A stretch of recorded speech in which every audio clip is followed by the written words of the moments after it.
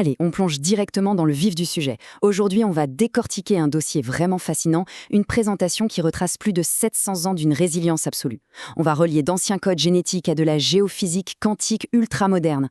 En fait, c'est l'analyse d'une dynastie pas comme les autres, un véritable isolat alpin où l'histoire médiévale des Templiers vient percuter des algorithmes capables de scanner la croûte terrestre. C'est parti! Il y a un mystère central qui plane sur tous ces documents. C'est captivant quand on y pense de se demander comment, à travers les tumultes des siècles, une signature biologique ultra spécifique issue des hautes montagnes d'Europe centrale a pu traverser tout le continent. Et pas juste pour survivre, mais pour se retrouver au cœur des plus grandes découvertes géologiques russes et ukrainiennes. C'est une véritable énigme où le sang, la terre et la technologie s'entremêlent. Section 1. L'anomalie génétique alpine. Passons tout de suite à l'audit médico-légal de cette profonde contradiction génomique. Et ça illustre brillamment notre propos. Le marqueur R1b-U502, et plus précisément sa ramification BY726, c'est littéralement le hardware, le matériel de base de cette anomalie. Ce profil génétique prouve une ascendance à 100% issue des hauts plateaux d'Europe centrale, remontant tout droit aux Celtes de l'âge du fer. Fait marquant, les correspondances forensiques avec des restes anciens démontrent un héritage réel et continu qui est resté totalement inchangé pendant près de 1500 ans. Un profil inattendu, pour ne pas dire impossible, en plein milieu des plaines d'Europe de l'Est. Les rapports de fouilles génomiques sont formels.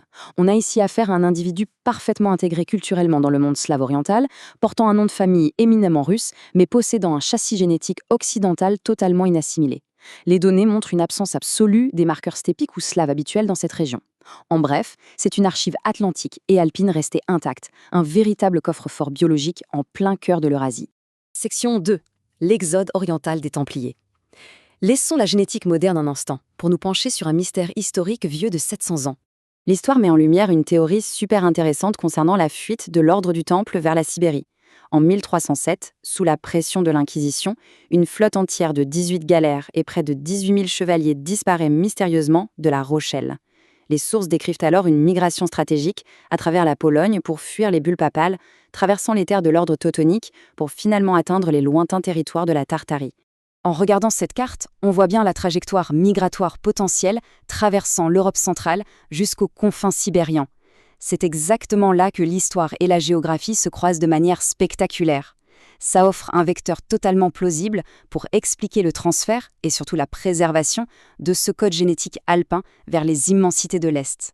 Ce qui est vraiment super intéressant ici, c'est l'accumulation de preuves physiques dans cette matrice sibérienne.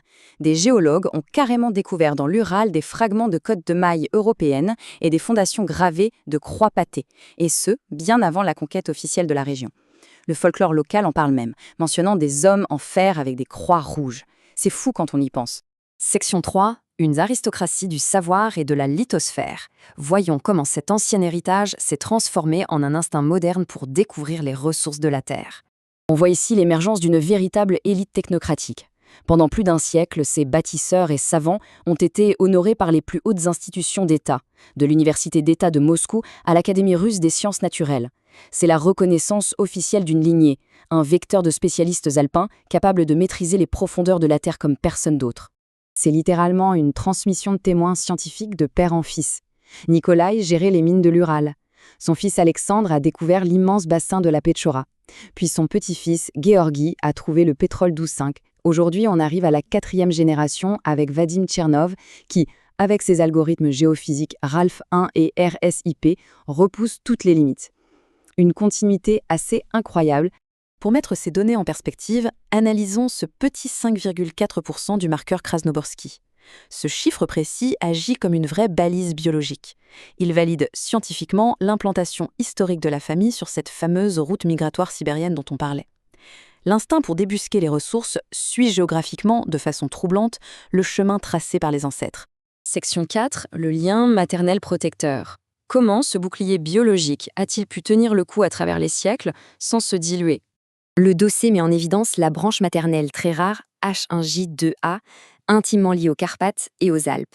Cette lignée spécifique démontre une immunité biologique absolument intacte et une longue histoire d'habitation en haute montagne. C'est ce qui a préservé cet isolage génétique à l'abri des plaines assimilatrices, traversant le temps et l'espace sans sourciller. Et cet héritage maternel est profondément ancré dans la culture cachoube de Poméranie, une lignée qui a miraculeusement survécu à l'effacement culturel et aux déportations. Le symbolisme de Rémus est central, porter la lumière de la connaissance et l'épée pour restaurer ce qu'ils appellent le château englouti de la souveraineté européenne. Une belle métaphore pour illustrer une résilience implacable face à l'histoire. Section 5. Aleph 1. L'épée quantique de la souveraineté moderne. Accélérons un peu et passons au point culminant de cette technologie. Le point absolument crucial ici, c'est ce chiffre. 10 km. C'est vertigineux. La technologie HRS-IP agit comme une espèce d'IRM de la Terre, capable de voir à travers le granit massif pour trouver des hydrocarbures, là où les méthodes sismiques classiques se cassent complètement les dents. Le dossier rapporte très objectivement une véritable paralysie institutionnelle autour de cet outil à double usage. D'un côté, la sécurité nationale valide l'algorithme, notant même son efficacité pour prédire des cibles militaires par rétrocausalité quantique. Mais de l'autre, l'établissement académique fait bloc, freinant l'adoption de ce nouveau paradigme qui bouscule un peu trop les dogmes établis. Et pour bien comprendre ce qui est en jeu, 288 milliards de dollars. C'est l'évaluation colossale des réserves de pétrole lourd découvertes dans la zone de Ravarouska grâce à cette fameuse technologie. Un poids géopolitique massif qui explique pour sûr pourquoi le contrôle de ces données est aujourd'hui le centre de lutte acharnée. Passons à la suite pour voir comment tout ça se concrétise sur le terrain. Malgré les débats, le pedigree industriel de Ralphin est indiscutable. 80 à 85% de réussite. Utilisé par des géants internationaux, c'est le moteur de découverte majeur comme le puits de Wallin Est qui, tenez-vous bien, a carrément doublé les réserves pétrolières de la Pologne en 2025. Les faits parlent d'eux-mêmes. Section 6, souveraineté ontologique. Nous voilà à la résolution de notre dossier, le lien entre le passé génétique et le futur technologique. Le concept majeur ici, c'est la souveraineté ontologique.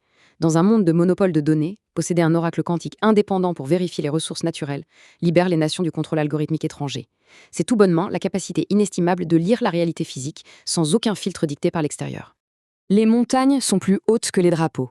Cette citation résume tout avec une gravité absolue. Les frontières politiques changent, les empires tombent, mais les réalités géologiques de la Terre et les codes biologiques forgés dans ces montagnes, eux, persistent bien au-delà de ces frontières éphémères. Pour conclure, gardons en tête ce vieux cri de ralliement cachoube. Hormuz d'Obivo, la lumière triomphe. De la fuite des Templiers au XIVe siècle aux algorithmes quantiques d'aujourd'hui, l'histoire des Chernov prouve que la vérité de la lithosphère et des lignées survit à tout.